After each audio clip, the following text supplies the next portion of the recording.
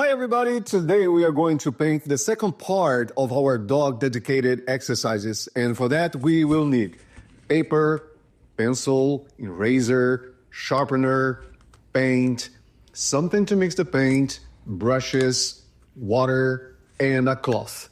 Before we dive in, let's quickly talk about how to paint a dog.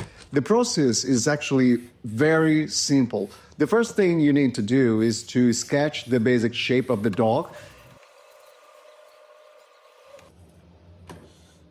And once you have your shape, you fill it in with a solid color. And it doesn't get much easier than this, does it?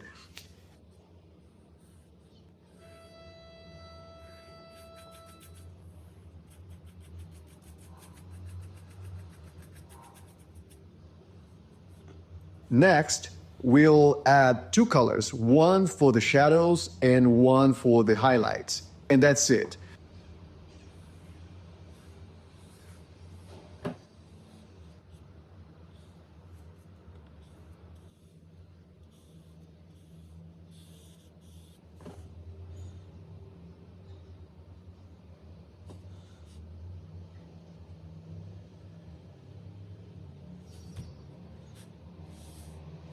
You don't need to complicate things, but if you want to give the painting a furry texture, you can blend the colors.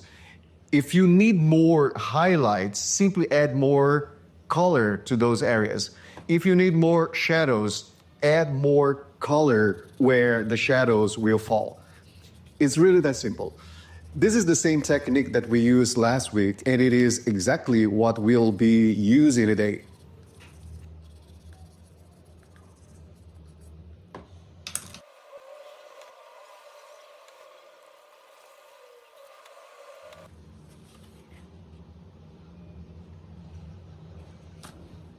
Now let's get started with our first dog. I have already transferred all the drawings to the paper, and I also have stained the background to avoid having a stark white canvas. The first step is to outline the dog's edges with a basic color. Our model here is black and white, but we don't use those colors. Instead, I do recommend using a dark blue or brown for the darker areas and a very light beige or even a pale blue for the light ones. And all I'm doing here is using a single color to mark the dark areas.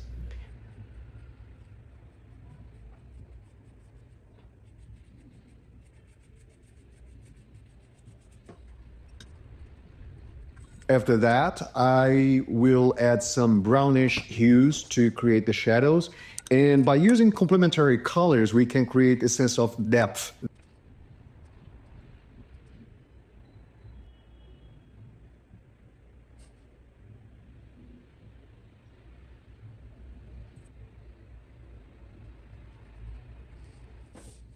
Then I will add some white to the highlighted areas and blend everything together. The texture comes from the brush strokes, and it's just like that. And here we have our first dog.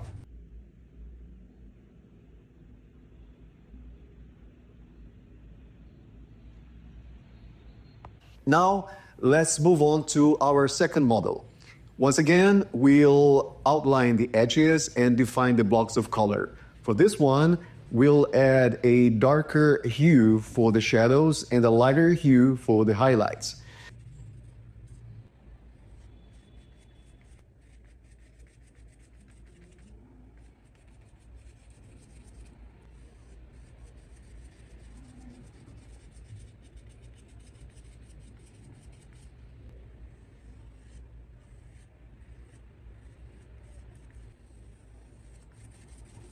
Don't stress about the areas that you cannot draw.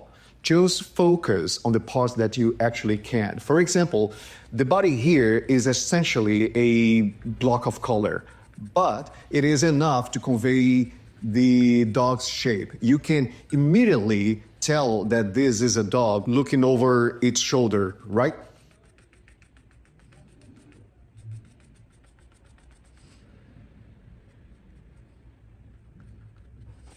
As long as you keep the triangle formed by the eyes and the nose, especially the eyes, you'll be fine.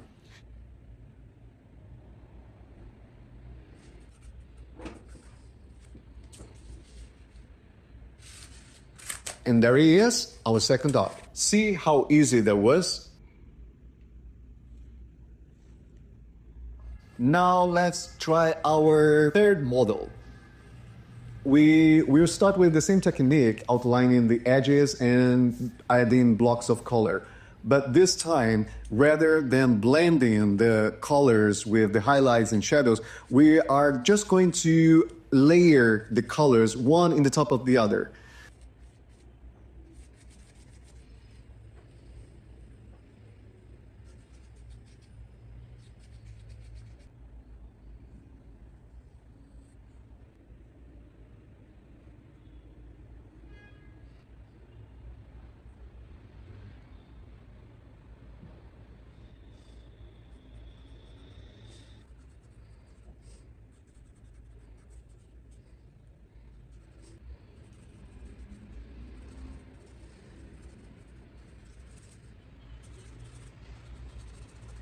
Do you notice now what happens when we use black? It creates this grayish faded look instead of a rich dark tone. That's why using blues or dark browns are far better, okay? But once again, as long as the eyes and the nose are well defined, everything else will fall into place. Okay, so let's start our next model. Here, we'll do the same thing. We are going to outline the edges and make a single block of color.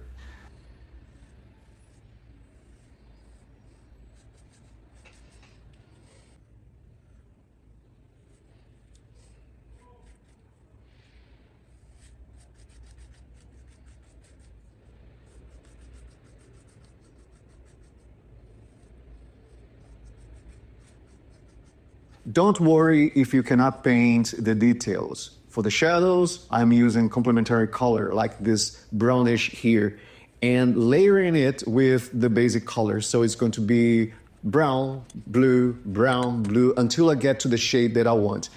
And once I get there, I can focus on the eyes. It doesn't get any simpler than this.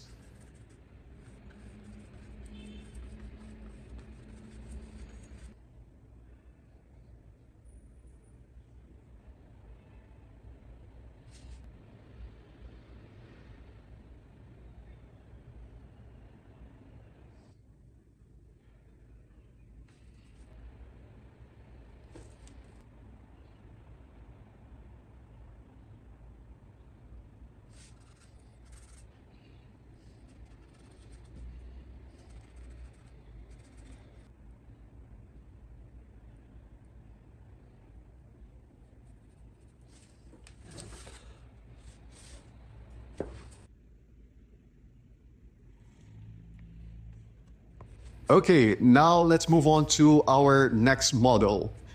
This one is just as easy. It's just a single block of color all over the dog's body, including the eyes and the ears. And after that, we just add the highlights and shadows. Simple like that.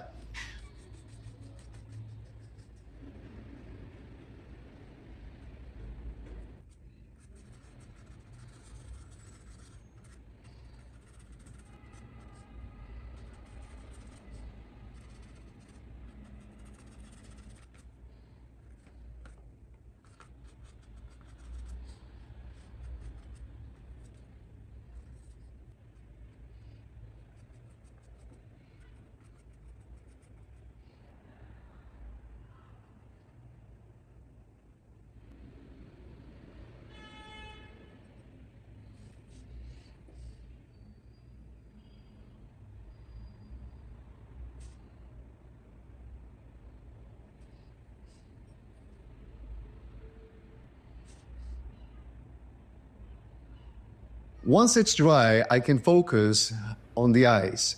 If you're making portrait, the eyes are crucial. Even if the rest of the painting is perfect, if the eyes don't work, the whole composition falls apart. That's why I spend extra time on them. Getting the eyes right makes all the difference.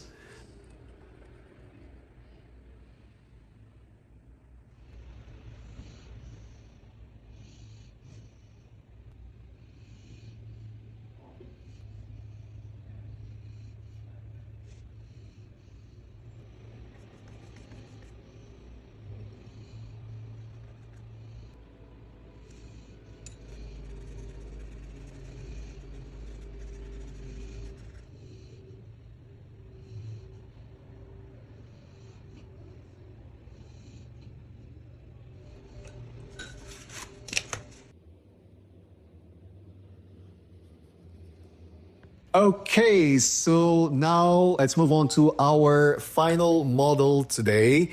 And I am a little bit biased here, but I got Tom as my model.